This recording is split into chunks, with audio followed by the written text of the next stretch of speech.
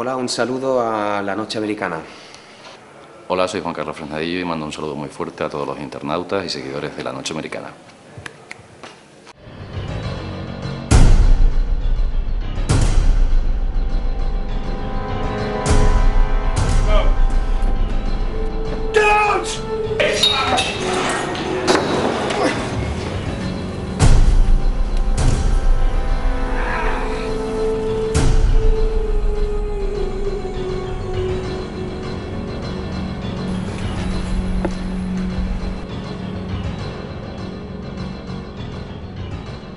Pues sí, recibí el guión en Barcelona hace un par de meses y estaba solo yo en un apartamento en Barcelona y tuve que parar de leer el guión a página 60 porque estaba acojonadísimo. Es una historia sobre dos familias en dos lugares diferentes, Madrid y Londres. Son atacadas literalmente por una especie de intruso que de alguna forma va a contarnos o de alguna forma desvelar cómo a veces ciertas amenazas o ciertos peligros que aparecen en nuestra vida tienen mucha relación con nosotros mismos, más que con algo que no tiene nada que ver con nosotros, ¿no? Es una historia incluso sobre la transmisión de los miedos, sobre cómo de generación en generación transmitimos o sea, damos amor a nuestros hijos, pero también transmitimos todos nuestros errores y todos nuestros miedos, ¿no? Mucho tiempo que quiero hacer una película así de género, película de horror. Y pues bueno, ya estando encantado con el guión, sabiendo que lo iba a dirigir a Fresnadillo, que me encanta como director, y sabiendo que había un reparto increíble con Clive Owen y Caris Van Houten y Pilar López de Ayala, pues dije que sí. Para poder construir las imágenes de una historia tienes que estar muy metido ya por lo menos en mi caso, tengo que estar muy metido en el núcleo de la historia, ¿no? Tengo que estar muy metido en lo que se está originando desde el principio, desde las primeras versiones del guión, ¿no? Me ha permitido el hecho de no escribir, me ha permitido tener cierta distancia con la historia, con lo cual he podido de alguna forma también elucubrar y pergeñar y construir mi propio discurso visual al margen de la narración de la historia, ¿no? Y luego fundirlo con lo que aparece en el guión, ¿no? Creo que es una fórmula de trabajo que realmente nunca la había probado, porque todos los guiones, todas las películas que he hecho hasta ahora había participado en los guiones, pero creo que ha sido muy positivo, que es una fórmula que me apetece seguir cultivando. Porque a mí lo que me parece interesante de este guión es que, aunque parezca una película de miedo, no lo es. Para mí realmente es un thriller psicológico y habla de gente de verdad. Y el tema que trata es un tema que a mí me parece universal, ¿no? Que es el miedo un poco al hombre del saco. Pues mira, el proyecto surge surge de bastante documentación. Mi socia y yo, Belén, y yo cuando montamos Apaches teníamos la intención de hacer películas de género que estuvieran sobre todo basadas en documentación, basadas en hechos reales y que contaran cosas emocionales, ¿no? Cosas que no fueran exclusivamente la idea de dar un susto o de asustarte por la noche o en la sala oscura, sino de quedarte con una copla que te enseñe a buscar algo dentro de ti, ¿no? Y dentro de esta historia, al menos nos habíamos adentrado muchísimo en la idea de un caso real de un hombre que sufrió un exorcismo de pequeño y que siguió, habiéndolo olvidado completamente, siguió una y otra vez de forma cíclica, teniendo en su cabeza la misma imagen, la misma idea de algo terrible que le había pasado. Y resulta que había sido en su infancia. Entonces, a partir de esta idea, empezamos a ahondar un poquito en la historia de cómo se crean las fantasías, de dónde vienen los sustos, de dónde vienen las pesadillas. Pero la historia demandaba de alguna forma abordar un mismo problema, una misma amenaza en dos lugares diferentes, ¿no? Y creo que era interesante hacer un contraste entre lo que es la cultura anglosajona y la cultura latina, ¿no? Y cómo ambas culturas se enfrentan a un problema de manera y con un ángulo diferente, ¿no? Y bueno, soy latino, pero también he sido criado mucho dentro de lo que es la cultura anglosajona, con lo cual esto también me permitía un poco indagar en mis influencias, ¿no? En mis influencias y por otro lado en mi propia cultura, en la cultura en la que he sido criado, ¿no? A mí siempre me gusta intentar llevarlas a un terreno, aunque sea de miedo, a un terreno como más real.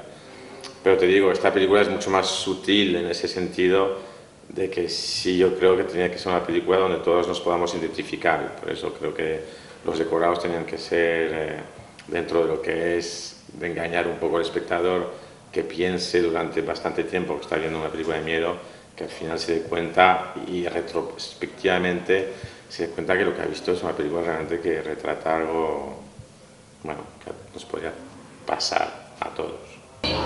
Desde el principio tuvimos muy claros los actores, esa es la verdad. Eso no es chulería, es que realmente veíamos esta historia, un superhéroe a lo Hitchcock, que se iba quebrando, y veíamos a Clive Owen, que nos dio trabajo, por ejemplo, en Children of Men o en la película de Spike Lee, The Inside Man, nos pareció fantástico. Y teníamos muy claro también a Daniel Brühl, en esa figura un poco de cura Erasmus. Pues una experiencia, la verdad.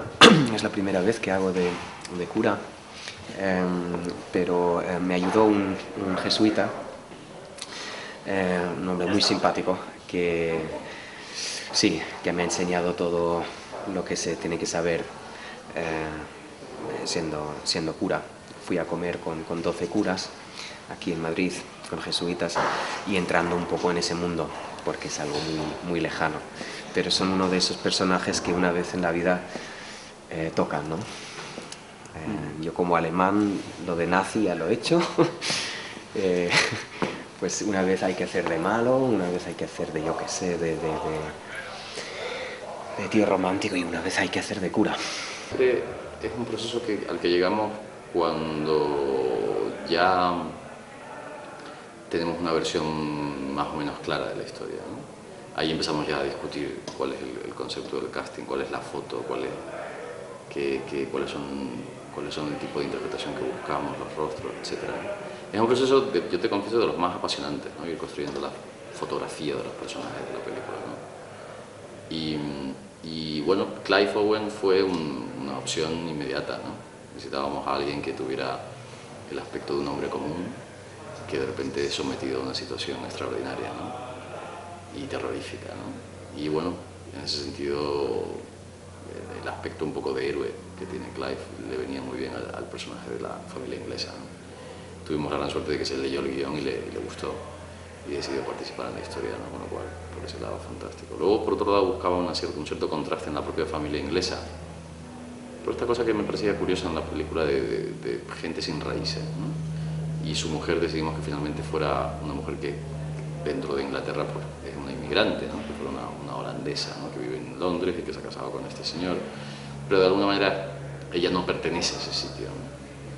Y esto nos llevó un poco a buscar a alguien, a una actriz europea que nos apasionara. Y bueno, hace unos años recuerdo que vimos, Enrique y yo, mientras rodábamos 28 semanas, vimos The Black Book, la película de Paul Verhoeven, y la interpretación de Carice Van Houten nos dejó fascinados, ¿no? Entonces desde el primer momento fue un nombre que lo trajimos, lo pusimos sobre la mesa, y realmente la combinación con Clive era fantástica, ¿no? Incluso en castellano, porque mi idioma es el alemán, entonces me resulta más fácil hablar en alemán, pensar en alemán, contar chistes en alemán y soñar en alemán. Y después de un par de semanas empiezo a soñar también en castellano, y cada vez pues me parece más fácil. Pero trabajando siempre cuesta un poquito más.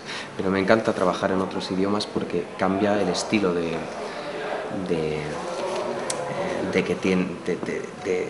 actuar, ¿no? Porque, por ejemplo, en castellano mueves mucho más las manos que en el alemán. Los alemanes estamos más así, hablamos más así. Hablas más rápido, incluso cambia la voz. Puedes expresar ciertas cosas de otra manera. He tenido la suerte de que con la película anterior, con 28 semanas después, hice un poco la mili con ese tema del inglés, ¿no? Entonces, bueno, ya me siento, te diría, igual de cómodo rodando en un idioma que en otro, ¿no? En 28 semanas fue duro porque realmente era mi primera película, ¿no? Y además era una película tan intensa y tan salvaje que se hizo extenuante por momentos, ¿no? Pero me permitió superar una barrera idiomática que en ese sentido le estoy muy agradecido, ¿no? Muchos de estos directores, curiosamente, beben más de fuentes de metacine, o sea, de fuentes cinematográficas, que de fuentes reales. lo ideal desde luego es combinar las dos cosas, ¿no? Pero tengo la sensación de que ellos, de que esos directores saben más de cine que yo, por ejemplo. Conocen mucho más el cine y las imágenes y lo que quieren conseguir. No te voy a decir que los directores de antes, que eran sabios, sino que los directores de siempre, porque la cultura que tienen es brutal. El acceso que tienen a imágenes es el mayor que ha habido nunca en la historia.